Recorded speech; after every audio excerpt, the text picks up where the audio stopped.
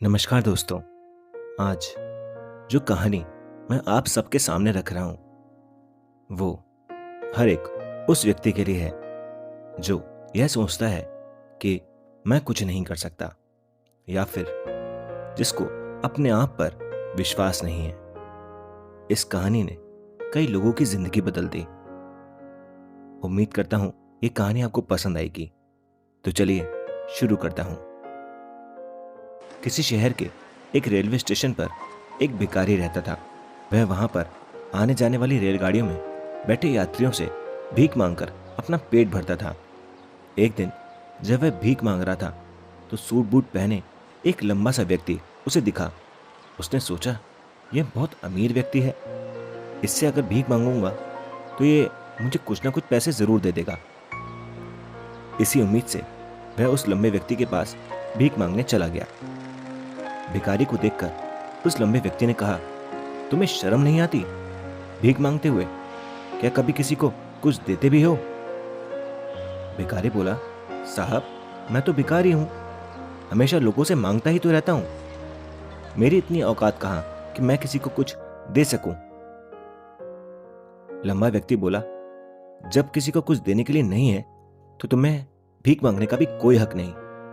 मैं एक व्यापारी हूं और मुझे लेन देन पर ही विश्वास है। अगर तुम्हारे पास मुझे कुछ देने के लिए है तभी मैं तुम्हें कुछ बदले में दे सकता हूं। तभी स्टेशन आ गया और वह लंबा व्यक्ति उतरकर चला गया। इधर भिखारी उसकी कही बात के बारे में सोचने लगा। उस लंबे व्यक्ति द्वारा कही गई बात भिखारी के दिल में उतर गई। वह सोचने लगा कि शायद मुझे भीख में अधिक पैसा इसलिए नहीं मिलता क्योंकि मेरे पास उसके बदले में कुछ देने के लिए नहीं है। लेकिन हूं तो मैं भिखारी, किसी को कुछ देने के लायक भी तो नहीं। लेकिन मैं कब तक लोगों को बिना कुछ दिए केवल मांगता ही रहूं? बहुत सोचने के बाद भिखारी ने निर्णय किया कि जो व्यक्ति उसे भीख देगा वह उसे बदले में कुछ ना कुछ जरूर देगा। लेकिन अब उसके दिमाग में यह प्रश्न चल रहा था कि वह खुद भिखारी है तो इस भीख के बदले वह दूसरों को क्या दे सकता है। इस बात को सोचते हुए 2 दिन हो गए, लेकिन उसे अपने प्रश्न का कोई उत्तर नहीं मिला। तीसरे दिन जब वह स्टेशन के पास बैठा हुआ था तब उसकी नजर कुछ फूलों पर पड़ी जो स्टेशन के पास पौधों पर खिल रहे थे। उसने सोचा, क्यों ना मैं लोगों को भीख के बदले फूल दे दिया करूं। उसको अपना यह विचार अच्छा लगा और उसने कुछ फूल तोड़कर अपने पास रख लिए। अब जब भी वह ट्रेन में भीख मांगने पहुंचता तो उसे कोई भीख देता तो उसके बदले वह उसको फूल दे देता था। उन फूलों को देखकर लोग खुश होकर अपने पास रख लेते थे। अब भिखारी रोज फूल तोड़ता और भीख के बदले उन फूलों को लोगों में बांट देता। कुछ ही दिनों में उसने महसूस किया कि अब उसे लोग अधिक भीख दे रहे हैं। वह स्टेशन के पास सभी फूलों को तोड़ लाता। जब तक उसके पास फूल रहते तब तक लोग उसे भीख दिया करते थे, लेकिन जब फूल बांटते बांटते खत्म हो जाते तो उसको भीख भी नहीं मिलती थी। अब ऐसा रोज ही चलता रहता। एक दिन जब वह भीख मांग रहा था तो उसने देखा कि वो लंबा व्यक्ति ट्रेन में बैठा है, जिसकी वजह से उसको भीख के बदले फूल देने की प्रेरणा मिली थी। वह तुरंत उस व्यक्ति के पास गया और भीख मांगते हुए बोला, आज मेरे पास आपको देने के लिए कुछ फूल हैं, आप मुझे भीख दीजिए तो मैं बदले में आपको कुछ फूल दूंगा। उस लंबे व्यक्ति ने उसे भीख के रूप में कुछ पैसे दिए और भिखारी ने उसे कुछ फूल दे दिए। उस लंबे व्यक्ति को यह बात बहुत पसंद आई। वह बोला, वाह क्या बात है, आज तुम भी मेरी तरह एक व्यापारी बन गए हो। इतना कहकर फूल लेकर वह लंबा व्यक्ति अपने स्टेशन पर उतर गया। लेकिन उस लंबे व्यक्ति की कही बात एक बार फिर से उस भिखारी के दिल में उतर गई। वह बार बार उस लंबे व्यक्ति की कही लाइन के बारे में सोचने लगा और बहुत खुश होने लगा। अब उसकी आंखें चमकने लगी। उसे लगने लगा कि अब उसके हाथ सफलता की चाबी लग गई है, जिसके द्वारा वह अपने जीवन को बदल सकता है। वह तुरंत ट्रेन से नीचे उतरा और उत्साहित होकर बहुत तेज आवाज में ऊपर आसमान की तरफ देखकर बोला, मैं अब भिखारी नहीं, मैं तो एक व्यापारी हूं। मैं भी उस लंबे व्यक्ति जैसा बन सकता हूं मैं भी अमीर बन सकता हूँ। लोगों ने उसे देखा और सोचा शायद ये भिखारी पागल हो गया है, और अगले ही दिन से वह भिखारी उस स्टेशन पर फिर कभी दिखाई नहीं दिया। लेकिन 6 महीने के बाद इसी स्टेशन पर 2 व्यक्ति सूट बूट पहने यात्रा कर रहे थे। दोनों ने एक दूसरे को देखा। उसमें से एक ने दूसरे की तरफ हाथ बढ़ाया और कहा, क्या आपने मुझे पहचाना? दूसरा व्यक्ति बोला, नहीं, क्योंकि मेरे हिसाब से हम पहली बार मिल रहे हैं। पहला व्यक्ति बोला, नहीं, आप याद कीजिए, हम पहली बार नहीं बल्कि तीसरी बार मिल रहे हैं। दूसरा व्यक्ति बोला, मुझे याद नहीं, वैसे हम पहले 2 बार कब मिले थे?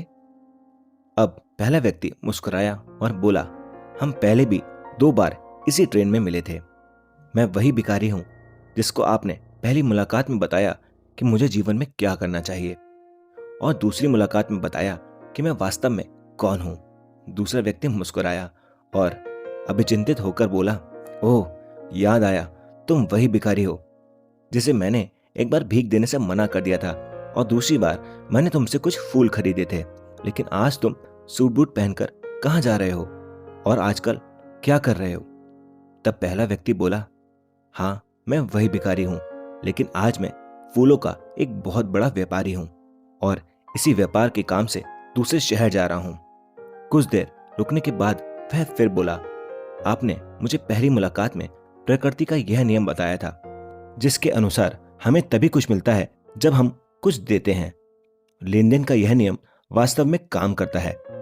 मैंने यह बहुत अच्छी तरह महसूस किया है, लेकिन मैं खुद को हमेशा भिखारी ही समझता रहा। इससे ऊपर उठकर मैंने कभी सोचा ही नहीं। जब आपसे मेरी दूसरी मुलाकात हुई तब आपने मुझे बताया कि मैं एक व्यापारी बन चुका हूं। अब मैं समझ चुका था कि मैं वास्तव में एक भिखारी नहीं बल्कि एक व्यापारी हूं। मैं समझ गया था कि लोग मुझे इतनी भीख क्यों दे रहे हैं, क्योंकि वे मुझे भीख नहीं दे रहे थे बल्कि मुझे उन फूलों का मूल्य चुका रहे थे। सभी लोग मेरे फूल खरीद रहे थे क्योंकि इससे सस्ते फूल उन्हें कहां मिलते। मैं लोगों की नजर में एक छोटा व्यापारी था, लेकिन मैं अपनी नजर में एक भिखारी ही था। आपके बताने पर मुझे समझ आ गया कि मैं एक छोटा व्यापारी हूं। मैंने ट्रेन में फूल बांटने से जो पैसे इकट्ठे किए थे उनसे मैंने बहुत से फूल खरीदे और फूलों का एक व्यापारी बन गया। यहाँ के लोगों को फूल बहुत पसंद है। उनकी इसी पसंद ने आज मुझे एक फूलों का बड़ा व्यापारी बना दिया। दोनों व्यापारी अब खुश थे और स्टेशन आने पर साथ उतरे और अपने अपने व्यापार की बात करते हुए आगे बढ़ गए। दोस्तों, इस कहानी से हमें बहुत कुछ सीखने को मिलता है। कहानी में लंबा व्यापारी गिव एंड टेक के रूल को अच्छी तरह से समझता था। दुनिया के सभी व्यापारी इसी लाइफ रूल का यूज करके बड़े व्यापारी बन गए हैं। इस फॉर्मूले को उसने भिखारी को भी बताया। भिखारी ने इस नेचुरल रूल को अपना लिया और इसका असर उसके जीवन पर साफ दिखाई देने लगा। वह जान चुका था कि उसे क्या करना है, लेकिन अपनी छोटी सोच के कारण वह खुद को बस भिखारी ही मानता रहा। वह स्वयं को नहीं पहचान पाया। वह अपने आत्मसम्मान को नहीं जगा पाया, जिसकी वजह से वह अपनी सोच भी नहीं बदल पा रहा था। यह कहानी हमें बताती है कि हम यदि अपनी सोच बदले तो कुछ भी हासिल कर सकते हैं। यदि हम खुद को छोटा समझते रहेंगे तो हम हमेशा छोटे ही बने रहेंगे। बड़ा बनने के लिए हमें अपने विचारों को बदलना होगा। हमें खुद के बारे में बड़ा सोचना होगा, तभी हम बड़े बन पाएंगे। दोस्तों, उम्मीद करता हूं ये कहानी आपको पसंद आई होगी।